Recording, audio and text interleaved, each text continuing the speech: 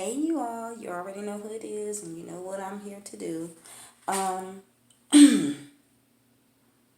I was just getting ready to head out to Walmart and God began to speak on my heart. To speak to my heart, and I really feel like somebody needs to hear this today, and I just pray that it helps you to be able to push through.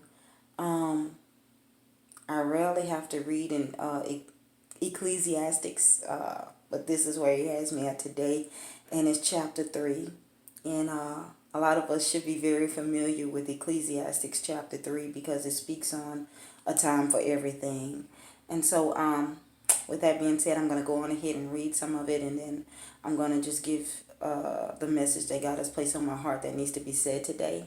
So, chapter 3 says, there is a time for everything and a season for every kind. For every activity under the heaven. I'm sorry.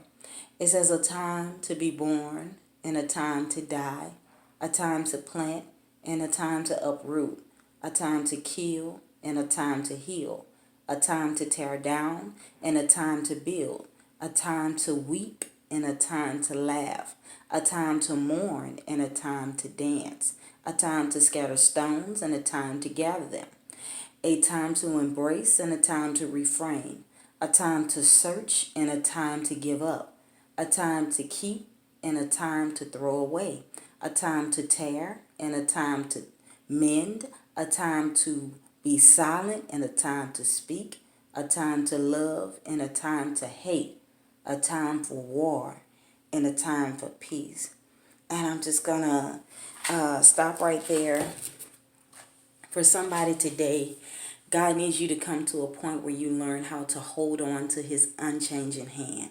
There are people surrounding you today that keeps on bringing up your past, and that's not who you are anymore. God needs you to get to a point to where you look to him, depend on him, and to know that he is enough.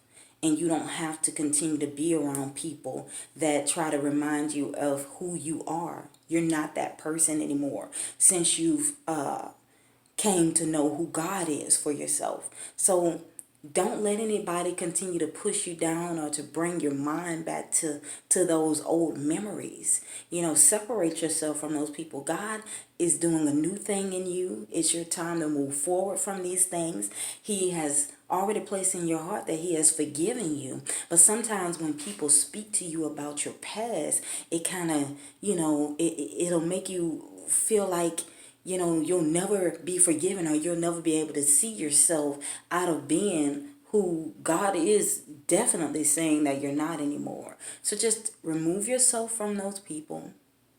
And again, God says to hold on to his unchanging hand. He will never go back and hold you accountable for that very thing that you've already suffered through. You've been down that road. You've suffered. It's over. And if this person cannot accept that that's not you anymore, you just need to just let them go. And that's just that. Well, I'm just being obedient and saying what God is telling me to say. So I hope that this message reaches who it is supposed to reach. And I hope that it helps you to just hold on to his unchanging hand. He will not change with you. It doesn't matter if you fall short, you're not really spending time with him like you know that you should. You know the very things that you need to be corrected on, and why not go ahead and just do it? You know where it is that you fall short in him today. But the things that are behind you, your past life, he's over that.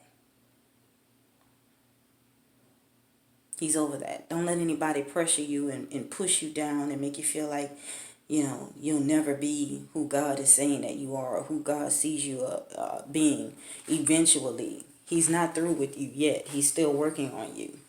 But definitely, God really needs you to know that your past life is over. He's doing a new thing with you. Well, all right, you all. See you all next time.